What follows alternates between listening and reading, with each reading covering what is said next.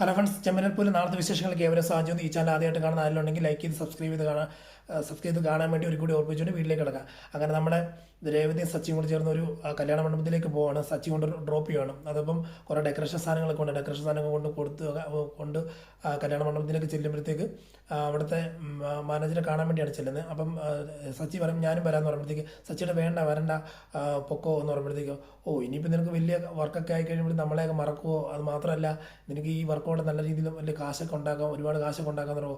ഉടനെ രേവതി പറയും ഒരുപാട് കാശൊന്നും ഉണ്ടാക്കേണ്ട സച്ചിയായിട്ടാണ്. കാരണം എന്ന് പറഞ്ഞാൽ ഞാൻ ഒരുപാട് കാശ് കഴിഞ്ഞ പ്രാവശ്യം കുറച്ച് കാശ് കിട്ടിയപ്പോഴത്തെ തന്നെ എനിക്ക് വീട്ടിലൊക്കെ എന്തൊക്കെ പുകിലുണ്ടായെന്ന് എനിക്ക് അറിയാൻ പറ്റുന്നുണ്ടല്ലോ.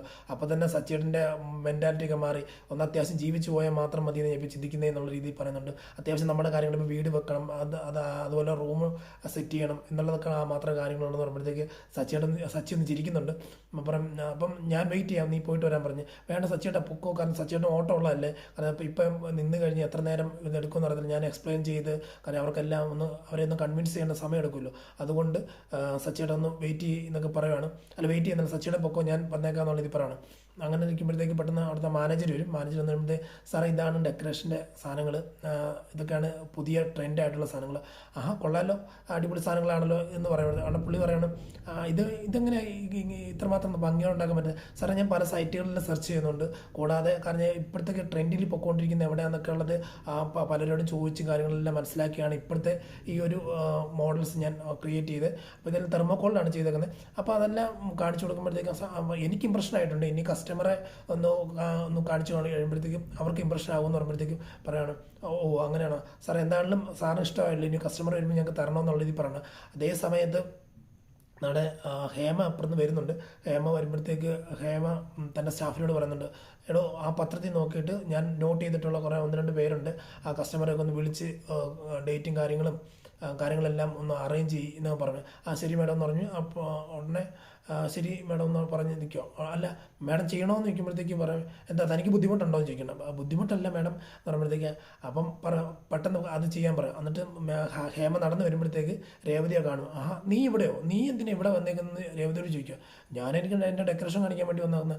അപ്പോൾ നീയൊക്കെ എന്തിനാ ഡെക്കറേഷൻ ഇറങ്ങിത്തിരിക്കുന്നത്, നീ തുടക്കക്കാരാണെങ്കിൽ അതിനനുസരിച്ചുള്ളൊരു വർക്ക് അതെല്ലാം വല്ല വീട്ടിലെ ചെറിയ പരിപാടിക്കൊക്കെ കൂടിയാൽ പോരെ, ഇതിൻ്റെ വലിയ കല്യാണ മണ്ഡപത്തിൽ വരുന്നത് നിനക്കൊക്കെ പറയുമ്പോഴത്തേക്ക് അതിനുള്ള എക്സ്പീരിയൻസ് ഇല്ല. ഞാനൊക്കെ വർഷങ്ങളായിട്ട് ഇവിടെ ചെയ്തുകൊണ്ടിരിക്കുന്നത്, നീയൊക്കെ എന്ത് കാണിച്ചുകൊണ്ടിരിക്കുന്നുണ്ട്. അപ്പോൾ ഇതാണ് നിൻ്റെ മോഡൽസ് എന്ന് പറയുക. അതായത് ഇതെൻ്റെ മോഡൽസ്. ഇതൊക്കെ എന്ത് കാര്യങ്ങൾക്ക് എതിർ കൊണ്ടുവന്ന സാറേ, ഇതൊന്നും എടുത്ത് വെക്കരുത്. കസ്റ്റമർ നിങ്ങളുടെ കസ്റ്റമർ ഇല്ലാതാകും. മര്യാദയ്ക്ക് അവളെ പറഞ്ഞു വിടാൻ നോക്കും സാറേ എന്ന് പറയുമ്പോഴത്തേക്ക് ഞാൻ എൻ്റെ കഴിവിനനുസരിച്ച് ചെയ്യാൻ ആഗ്രഹിക്കുന്നത്, ഞാനിത് ഇവിടെ കൊണ്ടുവരികയും ചെയ്യും, ഞാൻ വർക്ക് പിടിക്കുകയും വർക്ക് ചെയ്യുകയും ചെയ്യുന്നത്. അവിടെ ഹേമറ അതിപ്പോൾ ഞാനിവിടെ ഉള്ളിടത്തോളം കാലം നിനക്കവിടെ വർക്ക് കിട്ടുമോ അല്ലെങ്കിൽ നീ വർക്ക് ചെയ്യുമോ ഇല്ലോ എന്ന് കാണാമല്ലോ. കഴിഞ്ഞ പ്രാവശ്യത്തെ വർക്ക് പോലും നിൻ്റെ വർക്ക് പോലും ഞാൻ ഇല്ലാതാക്കി കളഞ്ഞിട്ട് കാര്യം എന്നറിയുമോ. കാരണം എക്സ്പീരിയൻസ് ഉണ്ട്, എനിക്കതിൻ്റെ പിടിപാടുണ്ട് മോളെ, നീ ഇതിൻ്റെ അകത്ത് കിടന്ന് കളിക്കരുതെന്ന് പറയാം. ഞാൻ കഷ്ടപ്പെടുന്നുണ്ടെങ്കിൽ കഷ്ടപ്പെട്ട് ഇതിൻ്റെ അത് മേഖലയിൽ ഉയർന്നു വരണമെന്ന് ഞാൻ ആഗ്രഹിക്കുന്നുണ്ടെങ്കിൽ അത് ഞാൻ ഉയർന്നു വരിക തന്നെ ചെയ്യുന്നു രേവതി പറയണം. അപ്പോഴത്തേക്കും ഹേമയുടെ മറ്റേ സ്റ്റാഫ് ഓടി വന്നിട്ട് ഒറ്റ കാലുകൊണ്ട് തട്ടി തെറിപ്പിച്ചിട്ട് അതിനെ ചവിട്ടി അരയ്ക്കുവാണ് ഡെക്കറേഷൻ. ഉടനെ നമ്മുടെ രേവതി ചാടിക്ക് അവിടെ താൻ എന്തോടെ കാണിക്കുന്നത്, എനിക്ക് ഇതൊന്നും ചെയ്യേണ്ട, അല്ല എൻ്റെ ഡെക്കറേഷനല്ല, താൻ എന്തോ കാണിച്ചുകൊണ്ടിരിക്കുന്നത്, ഞാൻ കഷ്ടപ്പെട്ടുണ്ടാക്കിയതല്ല, തനിക്ക് എന്നത്തിൻ്റെ അസുഖമാണെന്ന് ചോദിച്ചു ആളുമായിട്ട് ഭയങ്കര ഗുസ്തി പിടിക്കുന്നുണ്ട്. ഗുസ്തി എന്ന് പറഞ്ഞാൽ തള്ളി വിടുകയൊക്കെ ചെയ്യുന്നുണ്ട്. അത് ഞാൻ പറയാം. ഹേമ പറയുന്നുണ്ട് എടി ഇത്രേ ഉള്ളൂ നിൻ്റെ ഡെക്കറേഷൻ, കാരണം നല്ല രീതിയിൽ ഡെക്കറേഷനൊക്കെ ചെയ്യുകയാണെന്നുണ്ടെങ്കിൽ ഗംഭീര സാധനങ്ങളൊക്കെ വരും. നീ കണ്ട തെർമോക്കോൾ ഉണ്ടാക്കിക്കൊണ്ട് നിനക്കൊക്കെ നാണമില്ലേടി, നിനക്ക് ഈ വർക്കിന് ഇറങ്ങാതെ വേറെ വല്ലപ്പോൾ നിൻ്റെ പൂക്കച്ചവടത്തിന് പോടി എന്നൊക്കെ പറഞ്ഞുകൊണ്ട് ഭയങ്കര രീതിയിൽ ഇവളെ പുച്ഛിക്കുന്നുണ്ട് നമ്മുടെ രേവതിനെ. ഉടനെ രേവതി പറഞ്ഞിട്ട് എൻ്റെ സച്ചേട്ടൻ മാത്രം ഇവിടെ ഉണ്ടായിരുന്നു ഓർത്തോ, നിന്നെ ചവിട്ടി, അതായത് ഈ തെർമോക്കോൾ പോകുന്നതിനേക്കാൾ സ്പീഡിൽ നിന്നെ 2 എണ്ണത്തിന് ഓടിച്ചാനോ, മര്യാദയ്ക്ക് ഇരുന്നില്ലെങ്കിൽ നിന്നെ ഞാൻ വെച്ചിട്ടുണ്ടാന്നൊക്കെ പറഞ്ഞ് രേവതി വിഷമിച്ചാണ് അവിടെ നിന്ന് ആ തെർമോക്കോളൊക്കെ എടുത്തുകൊണ്ട് തിരിച്ചു പോരുന്നത്. പിന്നെ അടുത്ത സീൻ കാണിക്കുമ്പോഴത്തേക്കും നമ്മുടെ ചന്ദ്രമതി ഭാമയെ കാണാൻ പോകണം. അപ്പോൾ അതിന് മുമ്പേ നമ്മൾ കണ്ടതാണ്, നമ്മുടെ ഭാമയുടെ അടുത്ത് പോയിട്ട് ശ്രുതി പോയി ഒരുപാട് കരച്ചിലും പിഴിച്ചിലൊക്കെ നടത്തി എങ്ങനെയും എനിക്ക് വേണ്ടി റെക്കമെൻഡ് ചെയ്യണം, അവിടുത്തെ പ്രശ്നങ്ങളൊന്നും മാറ്റണം, ഭയങ്കര പ്രശ്നങ്ങളെന്നൊക്കെ പറയുന്നുണ്ട്. അപ്പോൾ അതൊക്കെ മനസ്സിൽ വെച്ചുകൊണ്ടിരിക്കുകയാണ് നമ്മുടെ ഭാമ. അപ്പം ഭാമ വന്നപ്പോഴത്തേക്ക് പറയുക, ചന്ദ്രമതി വന്നിട്ട് പറയുക എന്നെ പറയാനാവാമേ ഭയങ്കര വിഷയങ്ങൾ നടക്കുന്നത്. എനിക്കാണ് സമാധാനമില്ല. കാരണം പണ്ടത്തെ പോലെയല്ല, ഇപ്പം ഭയങ്കര വിഷയം നടക്കുക. ഇപ്പം ആരെ കൊണ്ട് വിഷയം നടക്കുന്നത്?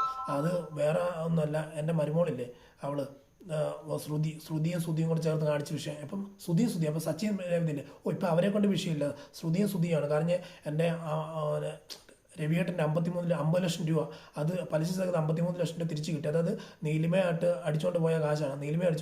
ആ കാശ് തിരിച്ച് കിട്ടിയപ്പോഴത്തേക്ക് തിരിച്ച് തരാതെ അവൾ നേരെ കൊണ്ട് അത് ഷോപ്പിൽ കൊണ്ട് ഒരു ഷോപ്പ് തുടങ്ങി കാര്യങ്ങളില്ല. അപ്പോൾ അത് ഞങ്ങളോട് പറഞ്ഞിരുന്നത് ഞങ്ങൾ ചെയ്ത് കൊടുക്കത്തില്ലായിരുന്നു. അപ്പോൾ അവൾ ആ കള്ളത്തരം കാണിക്കേണ്ട കാര്യം ഉണ്ടായിരുന്നു. എന്നെ ഇപ്പം ഞങ്ങളെല്ലാവരും മണ്ടനാക്കി വണ്ടിയാക്കി അങ്ങനെ ജീവിക്കുമായിരുന്നു അവളിപ്പം ഇതെല്ലാം കൈയോടെ പിടിച്ചപ്പോഴത്തേക്ക് അവൾ കൂനിക്കുനിഞ്ഞ് നിൽക്കുവാണ് എൻ്റെ മുമ്പ്. കാരണം ഞാൻ അവൾക്ക് ശരിക്കും നല്ല പണി കൊടുക്കുന്നുണ്ട്.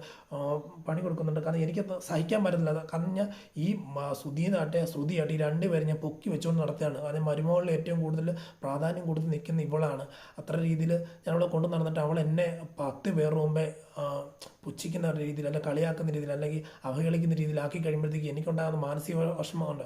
എല്ലാവരും ഇപ്പം എന്നെ കുറ്റപ്പെടുത്തിക്കൊണ്ട്, സെബിയായിട്ടാട്ടെ, സച്ചിയാട്ടെ, രേവതിയാട്ടെ, അതുപോലെ വർഷയും ശ്രീകാന്ത് ഇവരെല്ലാം കുറ്റപ്പെടുത്തിക്കൊണ്ട് ഞാൻ വളം വെച്ച് കൊടുത്തിട്ട് ഞാൻ കാണിച്ചു കൊടുത്തിട്ടാണ്. അല്ലെങ്കിൽ അവൾ ചെയ്യാൻ പാടുള്ള കാര്യങ്ങളാണ് ഇതൊക്കെ. അവൾ ഇതിന് മുമ്പേ പല കാര്യങ്ങളും ചെയ്ത് പല തെറ്റുകൾ ചെയ്തിട്ട് പോലും നമ്മളത് ക്ഷമിച്ച് നിൽക്കുകയാണ്. പക്ഷേ ഇപ്രാവശ്യത്തെ ഈ സംഭവങ്ങളൊക്കെ എങ്ങനെ എനിക്ക് ക്ഷമിക്കാൻ പറ്റും? അവളെ അങ്ങനെ വെറുതെ വിട്ടാൽ ശരിയാകത്തില്ലെന്ന് ഉടനെ പറയാം. അപ്പം നീ അവളെ അടിക്കേണ്ട കാര്യമില്ലായിരുന്നു പറഞ്ഞത്. ഞാൻ അടിച്ചെന്ന് നിന്നോട് ആരാ പറഞ്ഞേ പറയുമ്പോഴത്തേക്ക്, അല്ല നീ ഇപ്പം കുറച്ച് മുമ്പ് പറഞ്ഞായിരുന്നെന്ന് പറയുമ്പോഴത്തേക്ക് നിനക്ക് ഓർമ്മ കാണത്തില്ലെന്ന്. ഞാൻ പറഞ്ഞായിരുന്നോ? പറഞ്ഞായിട്ട് തോന്നില്ലേ? പറഞ്ഞു എന്ന് പറയുമ്പോഴത്തേക്ക് പറഞ്ഞു കാണിച്ചു. അപ്പോൾ ഇത് ഈയിടെ കൊണ്ട് എനിക്ക് ഓർമ്മയൊന്നും ഇല്ല ബാമേ, ആകെ മൊത്തം പ്രശ്നങ്ങളൊക്കെ ആയിട്ടിരിക്കുക. കാരണം ഞാൻ എങ്ങനെ ചെയ്യാനാ, എന്ത് ചെയ്യാൻ, ഇതിൻ്റെയൊക്കെ ഒരു സൊല്യൂഷൻ കാണാൻ പറ്റാത്തൊരവസ്ഥ, വിശ്വസിക്കുന്നവർ മുഴുവൻ വഞ്ചിച്ചുകൊണ്ടിരിക്കുക എന്നൊക്കെ പറയുമ്പോഴത്തേക്ക് ബാമ പറയാണ്, എടി വേറൊന്നും നോക്കേണ്ട കാര്യമില്ല, അവൾ ചെയ്ത് തെറ്റ്. അവൾ ആ കാശെടുത്ത് അവൾക്ക് സെൽഫായിട്ടുള്ള പരിപാടിയൊന്നും ചെയ്തില്ലല്ലോ. അവൾ ഷോപ്പിലുണ്ട്, സ്തുതി നന്നാകാൻ വേണ്ടിയല്ലേ ചെയ്തത്. അപ്പോൾ ആ കാശ് ഇവിടെ തന്നെ ഉണ്ടല്ലോ, വേറെ എങ്ങും പോയിട്ടില്ലല്ലോ. അതിനുവേണ്ടി ഇപ്പം നമ്മുടെ വീടിന് വേണ്ടി ഒരു ഷോപ്പ് ഉണ്ടെങ്കിൽ പറയാമല്ലോ, നിനക്ക് പോയി പുറത്ത് പറയല്ലോ എൻ്റെ മകൻ ഇട്ട ഷോപ്പാണെന്നുള്ള ഇതിൽ പറയാമല്ലോ. അത് മാത്രമല്ല, എടി ശ്രുതിയെ നീ പിണക്കുന്നത് മോശമാണ്. ശ്രുതി എന്ന് പറഞ്ഞാൽ അവൾ മലേഷ്യക്കാരിയാണ്. അവളുടെ അപ്പൻ അവിടെ നാളെ ഒരുപാട് കാശുണ്ട്. നാളെ സമയത്ത് നീ അവളെ ഇങ്ങനെ പായിച്ചുകൊണ്ടിരുന്നു കഴിഞ്ഞാൽ അവളുടെ അപ്പൻ നാളെ കാശൊക്കെ ഇറക്കി കഴിയുമ്പോഴത്തേക്ക് അവളുടെ പാടിന് നോക്കിപ്പോൾ അവൾക്ക് കാശുകൊണ്ട് അവൾ ഇത്ര പാവമായിട്ട് നിൽക്കുന്നുണ്ടെന്നുണ്ടെങ്കിൽ, പാവം എന്ന് പറഞ്ഞു കഴിഞ്ഞാൽ അവൾ പണക്കാരിയായിട്ട് നിന്നിട്ടുള്ള സ്വഭാവം കാണിക്കുന്നുണ്ടെങ്കിൽ ആ കാശ് കൊണ്ട് മുങ്ങിയാനെ. പക്ഷേ ഇപ്പം അവൾ ചെയ്ത് തന്നെ ആ കാശ് തക്ക രീതിയിൽ നിൻ്റെ മകന് വേണ്ടി ഉപയോഗിക്കാൻ വേണ്ടി തന്നെ എടുത്തേ. നീ അവളെ വെറുപ്പിക്കരുത്, അവൾക്ക് വേണ്ടി സപ്പോർട്ട് ചെയ്യണം, അവൾക്ക് വേണ്ടി കൂടെ നിൽക്കണം, അവളെ നീ കൂടെ നിർത്തണം. ഇത്ര നാളെ നടന്ന സംഭവങ്ങളെല്ലാം മറന്നുകളാ, എല്ലാം അവൾ മറന്നുകളാ, എല്ലാം അവളോട് വെറുപ്പെല്ലാം മാറ്റിക്കളാ എന്നൊക്കെ പറയുന്നുണ്ട്. ഉടനെ ചന്ദ്രമതി പറയും, ആകെ കൺഫ്യൂഷൻ, എന്ത് ചെയ്യണമെന്ന് എനിക്കറിയത്തില്ല, എന്താണ് ഇങ്ങനെ അത് പോട്ടെ എന്നുള്ളത് പറഞ്ഞിട്ട് വീട്ടിലോട്ട് വരുന്നത്. വീട്ടിൽ ചെന്നപ്പോഴത്തേക്ക് രവീന്ദ്രനോട് ഇരിക്കുന്നത്, രവേട്ട എല്ലാവരും എന്ത് ആരും കാണുന്നില്ലെന്ന് പറഞ്ഞിട്ട് രേവതി മോളകത്തുണ്ട്, ശ്രുതി കടന്നുറങ്ങാൻ തോന്നുന്നു എന്നുള്ള രീതിക്ക് പറയാം.